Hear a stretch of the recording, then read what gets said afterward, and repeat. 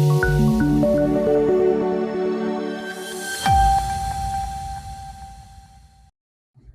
મોદીના સ્વચ્છ ભારત અભિયાનની વ્યાપક અસર જોવા મળી.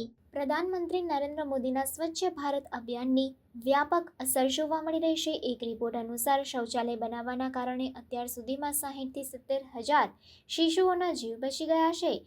નેચર જર્નલમાં આ અંગે એક રિસર્ચ પ્રકાશિત થયું છે. પીએમ મોદીએ આ સંશોધનની લિંક પણ શેર કરી છે. પીએમએ સ્વચ્છતાના મહત્વ પર પણ ભાર મૂક્યો છે. રિસર્ચમાં 2011 અને 2020 વચ્ચેનો હવાલો આપવામાં આવ્યો છે.